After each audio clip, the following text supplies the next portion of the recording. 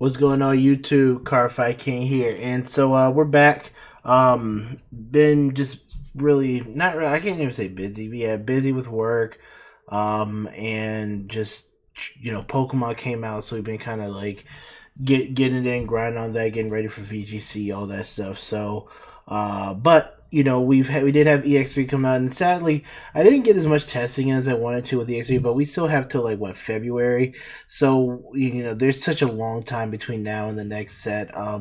So it is what it is with that. But I wanted to bring you guys a deck profile for Examon. I recently went undefeated with this, and my return to locals, I played with local tournament this past Sunday. We went undefeated 4-0 with it. We didn't drop a single game either.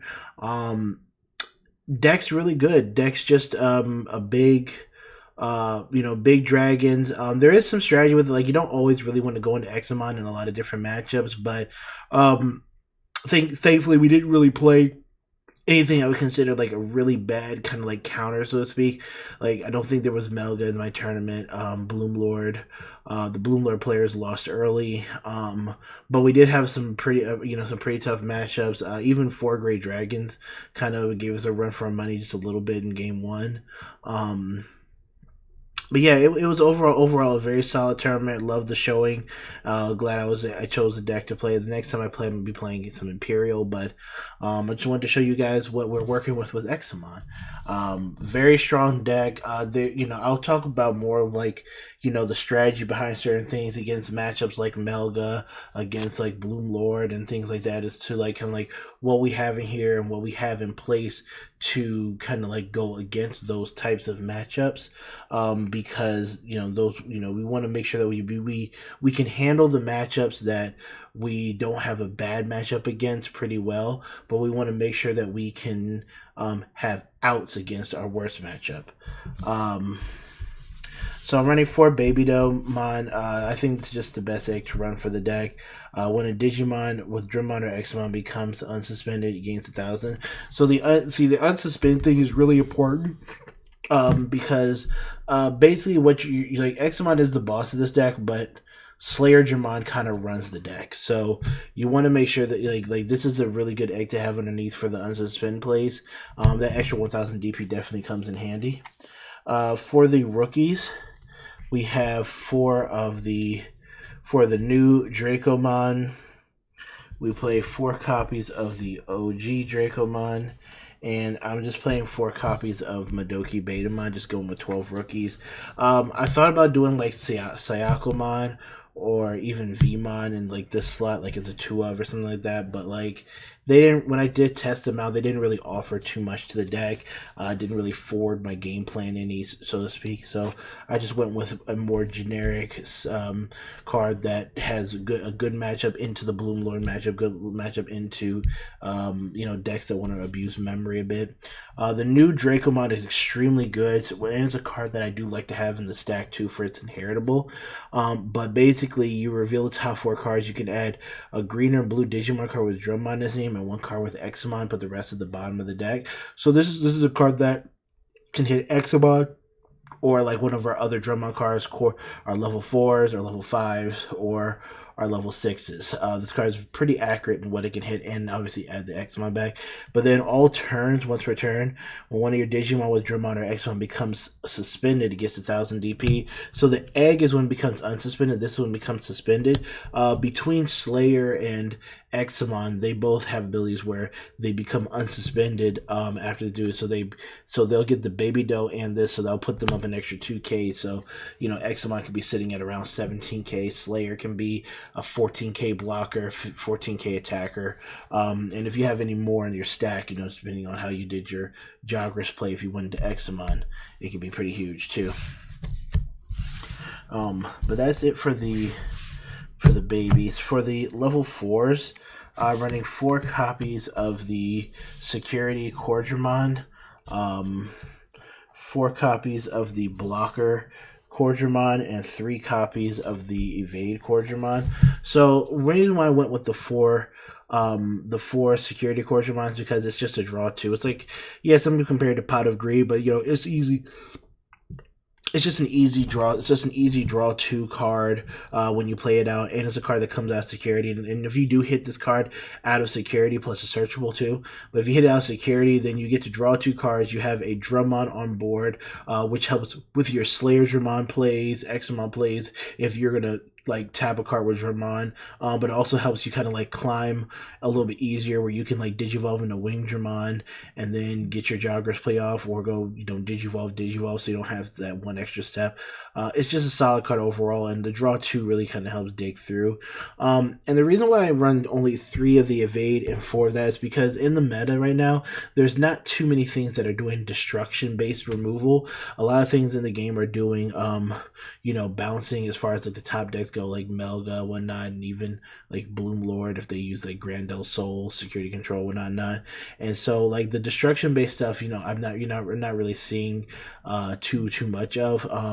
So I felt okay with going this. Plus, this deck. You really want to see your greens, because your greens are your blockers in matchups where you're playing against decks like Commandramon and things that like run through your try to like throw small bodies out, run through security. You definitely want to see your blockers early and often and kind of like get them established onto your board. So that's why, and plus the inheritable is good because it also gives your stack blocker. So I just really like the blockers just for that aspect of stopping the early game, giving your stack blockers as well, and helping out against your worst matchups, which are kind of faster decks that don't really let you get a good setup. But you can like interchange. Like if I were to cut anything, you could like cut one for another Quadramon if you're finding that you're playing against in a really high destruction meta, and you need to like save your stack or anything like that more often.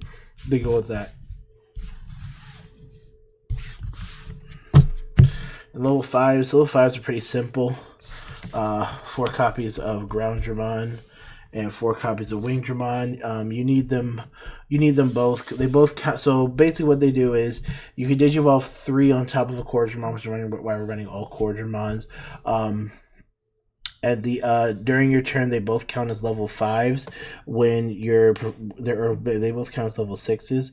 In your when you're digivolving into Examon for his DNA Digivolution cost. So that's only for Examon do they count as level 6s, which is cool, where you can digivolve this or raise this up, drop hard play this, and then end of turn they let you do the DNA Digivolve thing. So and also this one is blocker, gives blocker. This one has evade and gives evade. But these are really good just for helping you turbo into your Examon and things like that. And you definitely want to kind of do that. And for Examon, it is green over blue. The other thing is that the other cool thing is that when we get to, and we're about to get to our 6s, but a lot of times there are times where you just want to just keep them out there as blockers, evade, and digivolve over them. But I'll get to that with the 6s. 6s, 4 copy of Slayer, 3 copies of Break. Slayer is literally probably the card that really hard carries this deck. This card is probably the best card in the entire deck. What it does is Digivolves for 3 over Wing Dramon or Core Dramon or Ground Dramon, excuse me. All turns when it's once per turn, when it suspends itself, you unsuspend it. And during the start of your opponent's main phase, you get to suspend one of your cards with Drummon or Examon in its name and force one of your opponent's Digimon to attack. A lot of what this deck does rely on is a Slayer lock. The Slayer Dramon lock is basically when you go into Slayer Dramon and you lock your opponent down, being able, from them really being able to raise up and swing. Now there are times you can just call out a card, like just call out like another rookie the previous turn before, get Slayer locked, raise, and then swing with that rookie. Like that is something that you can do to play around it. But it's one of the reasons why I bumped up Break Dramon for other reasons too. But this card really just makes your opponents keep their stuff in the raising area. If they don't recognize a skill and they're forced to swing, then they lose their stack. Like this card is extremely good. Plus, he's a 12K and he has 2 attacks on him because when he swings he unsuspends. So a lot of times your opponent's in a certain danger zone where it's like you have this card and Examon out. Well, that's 4 attacks right there. You have 4 attacks at 12 plus K. Every turn. It's just amazing. Break Dramon. I was playing him at 2, but I increased him to 3 because a lot of times, like between the ground Dramon and the wing Dramon, like I have been digivolving on top of them a little bit more often and kind of like letting my level 6s kind of like control the board, so to speak. Having a ground Dramon or a core Dramon blocker in the Slayer Dramon stack is really kind of what completes the lock, because you want to turn him into like a big like 12 to 14K blocker during the turn. Break Dramon is kind of the same way, even though you can't force them to attack like Slayer Dramon here. If you do have like blocker in a stack, then if he does block, then you're going to end up burning a card on their turn. Plus, when he's rested, when he suspends himself, he suspends something else onto the board, right? So, and both of their inheritables are the same effect. When a card is destroyed, in battle, and you have a Dramon or Examon, you get to burn one of their securities, and this card is you suspend a Dramon or Examon to force them to attack as inheritables. But like I said, sometimes I really like to just digivolve on top of these guys and kind of let the control happen. Plus, if your opponent does use like if you're on top of Wing Dramon, your opponent does use like a destruction effect, you can use this to evade, right? So you do this evade, prevent the destruction, and then since he had to turn, you can also tap down something else as well because of his ability. So there are a lot of different like applications and combos that you can do with this deck. I just really enjoy it. And like I said, a lot of times you're going to bring out Slayer Dramon and just let Slayer Dramon run down your opponent's security and control the game. And then like Examon's kind of like your big like backup plan. Like if I put Examon on the board, it's pretty much GG depending on like where you're at with it. But a lot of times Slayer can really just single-handedly win you the game. And then obviously Big Boog himself. Examon is our level 7, and I play 1 Death X is the other level 7. The Death X is in here because it's Death X, but like this helps take care of like wide boards like Bloom Lord, even Command Dramon, and things like that. And sometimes you'll get into a match where your opponent kind of has the boards a little bit wide. You can still give them like 5 memory, whatever, drop this, do that. And then if you put him in like Examon or Slayer, get your Slayer Dramon lock on the board, then that's just something that's really nasty. I'm gonna be popping cards at the end of your turn. I got the Slayer lock to force you to attack. It's pretty cancerous if you get this out, plus like Examon Slayer or something else. But big Examon is a really strong card, really good. Definitely you can consider this the boss of the deck, even though I think Slayer is kind of really like the card that carries. But what Examon does is that when you DNA Digivolve, or when you Digivolve, you can put a blue or green Digimon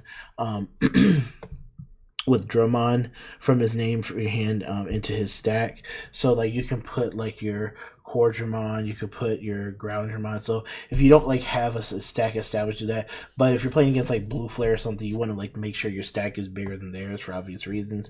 But then you can also call out a card with Dramon that's like 12k DP or less. So you can call the Slayer, you can call the Break Dramon to the board. When a lot of times the ideal combo is to go into Examon, drop the Slayer, and now you're gonna force him to attack, and then you can block, force a block with Examon. Examon restands, you'll tap down that other thing, so then they lose an attack for the turn, and you still have a blocker here. It's just really strong. And then because when he suspends and he unsuspends himself and then taps down another card. So it's kind of like an improvement of Slayer Dramon. He's literally a combination of Slayer Dramon and Break Dramon, where he unsuspends himself, and then when he does do his ability to suspend and unsuspend, you tap down something else. Really strong card. But that's it for the 7s. And for the rest of the deck, pretty simple. 3 Davis, the best search in deck, hits your blue greens. I played one Daviskin. I was just trying it out. It never came up. Didn't, you know, I drew it a few times. Never really played it. Never really felt like I needed to play it. So that card's probably going to get changed out for something. Double Megadeth and an Ice Wall.